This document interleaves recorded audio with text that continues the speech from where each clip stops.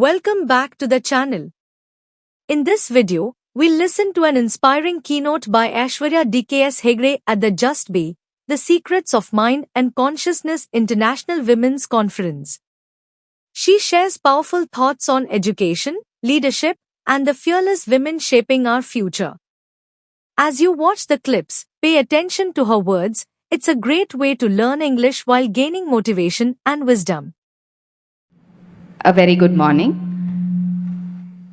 With the blessings of Sri Gurudev, as well as in the presence of Bhanumati ma'am, I thank the entire community of the International Women Conference, as well as Art of Living, for giving me this opportunity to share a few words with actually the change makers of tomorrow, all of you women. So thank you so much. I also want to add, saying we all got this handkerchief and said, this handkerchief comes to you as a token of love and gratitude for sharing their dreams and being a part of the Gift a Smile project. And I want to say that Art of Living, Bhanumati ma'am, has given us opportunities to not just dream today, but take care of our dream throughout and keep the smile in us alive. So thank you so much for that. And I'm thanking you in behalf of all my sisterhood here, because I'm sure each of us are sharing the same feeling. Thank you. You must be wondering, who's this young-looking girl standing here? I might be also calling myself young. I don't know if all of you think I'm older. But I was also introduced in a field where youngsters are not common, education, right? And when I'm given the opportunity here and I was talking about it, I'm genuinely speechless after watching the video we just watched. I feel like if we can replay this video every day to become lifelong learners, we're sorted. Because we're not just talking about ourselves, but we're talking about raising a community of powerful girls. And today, when I joined education 7 years ago, and today when I stand at it with so many institutions, I keep saying this, that education was not by choice to me, but chance. But I took it up as an opportunity, and today I stay in it because it keeps the child in me alive. Just like those children walked by, and just like how we think, why is the sky pink, to why are these colors of the flag like this, I feel keeping the child in ourselves is actually true education. And today, I also would like to take the opportunity to congratulate each change maker sitting in this room who's taken the opportunity to come here, be the child again, transform yourself with the available knowledge, and share a strong wisdom that women are going to become the future of the world. And we are going to lead and not just follow. So congratulations on that.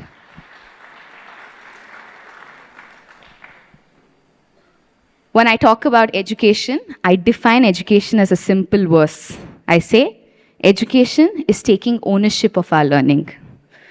It's not being forced to learn, it's not being equipped to learn, but it's genuinely taking ownership of every responsibility we hold and every learning that we process. And this process of learning has to happen with courage, commitment, and a lot of compassion is also what I believe. Adding on to this, just like those little girls spoke about it, I feel education today is not just about raising students, but it's about raising powerful girls and responsible boys. Usually, the adjective is quite interchanged. We talk about power to boys and we talk about responsibility to women. And I feel we can look at it at a different lens today. And education for us has to be about creating those powerful girls, because every teacher in that classroom who tells that girl child, saying that you can push that barrier extra, is not just changing her classroom environment, but changing her future. Every principal or a leadership role in entrepreneurship who supports another woman standing by her and saying you can lead up to these roles is not just changing her life, but changing the culture of the organization. Every mother who tells her daughter, saying that this is not your limit, the sky is the limit, is actually revolutionizing the next generation of women in the country. I often feel women empowerment is always attached to a stigma that it's about degrading men. No, it's about uplifting women. And we often talk about equality in gender bias. Even today, we heard the word equality, and we're always thriving for that empowerment in equality. But I want to put down to, I'm not sure of all the national delegates that here, but in our country, we're equal. We're 49.8% women and 50.2% men. And let's not count that, we're 50-50. So equality exists in our system. But what we require is equity.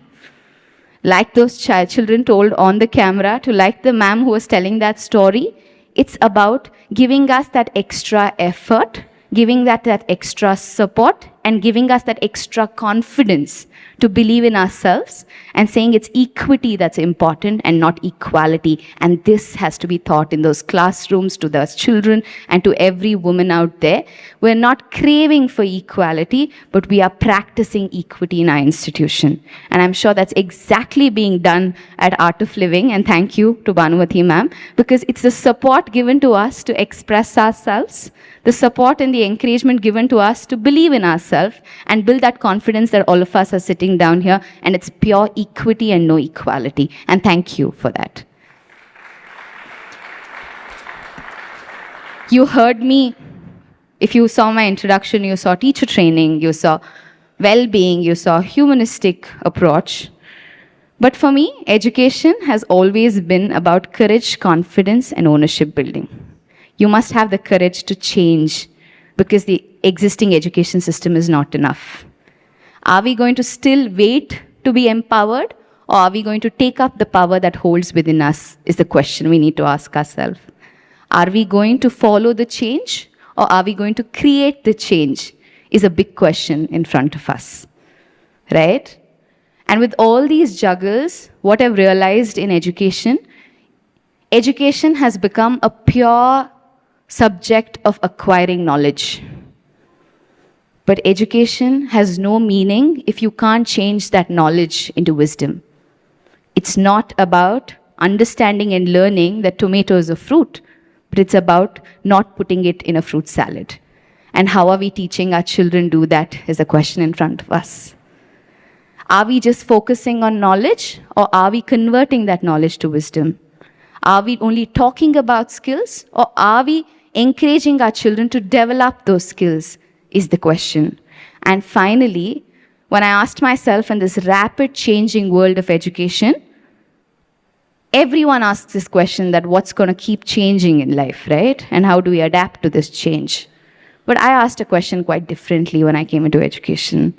I asked myself, and it's probably a question for all of us to think, what will not change in the education system? Sometimes focusing on things that will not change will yield us more than keeping pace with what's changing every day. So if I throw up a question to most of you sitting here, the first thing that comes to you, what will not change in education system? From America to Nigeria to wherever you are, from all parts of the world, I think that's one question that you need to ask yourself. And probably the answer to that question, if you can raise my hands, is discipline, culture, respect, respecting others are common scenarios that we all expect in an educated child. Do you agree with me? Yes? So what exactly doesn't change in the education system is actually providing and embracing values. Values to be respected as well as respect someone. Because I believe the huge big part of respectfulness is about respecting yourself first. Like it says, just be me, right? If you're not being yourself, how do you respect or expect respect to come by you is a question. When I stand on the stage, or I've stood on various stages, one thing that I walk up onto the stage is not having the fear of being judged, which is probably most of our concerns. But the question is, I'm an educator and I'm a lifelong learner. I'm happy to make mistakes, but I'm even happier to say I was wrong and I'm going to correct it. The only rule as an educator that we have is don't make the same mistake again. Because when you make the mistake again, it becomes a choice and no more mistakes.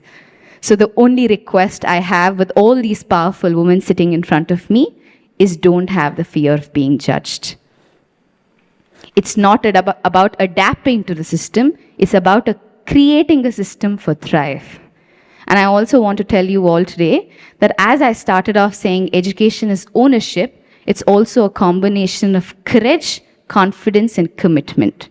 And as you unlock the keys for yourself, the only request I have for each one of you is to make sure don't lock the door once you unlock that key. Wait for many more sisters and brothers to walk through that door and to follow your leadership. Let's keep that key of change alive for 10 more people around us. And I also feel we're all in art of living, trying to live the art here in the process and not just hear it and read it, but also experience it. As I walked into this campus, to my door thrill here, one thing that was constant between every volunteer standing by here is not about embracing their happiness, but they were continuously striving to make sure how people around them are happy. And I think that is the vision of art of living, right? Let's embrace that into every sisterhood that we have. Let's make sure that we might had a difficult door to open, but let my sister not have that difficulty in opening that door because she has a bigger door to unlock. Let's embrace this point of sisterhood. Let's make the change happen. And congratulations to all the teachers who are sitting here. And I believe you're not just teachers, you're learners. I started something called learner-centric education system and not a teacher-centric education system in a society today, where we're not just explaining change, but we're experiencing change. We walk into those classrooms not by thinking how much can I teach, but how much can I learn. When you come into the parent community, it's not about the parent saying, it is my daughter or son's school. When is it going to become my school and my partner for growth? These are questions I want each teacher and each educator to ask themselves. And I moved from student training to teacher training only because I believe that one of you can change hundreds of future, and it's worth us changing hundreds of you. So let's put in our system and say that I also came into social media education not because it keeps a lot in me alive, but also for the fact that I want the young India, the young global leaders to come into education. Education is not a retirement plan. Education is the future to build a great retirement plan. Retirement plan, not with the finances at home, but the people whom you can go back and connect and the people who will come back to you with that respect. So let's build an education system where youngsters strive to bring in innovation and experimentation to this process. Education is a slow process. It's a committed process. It's a confusion-set process.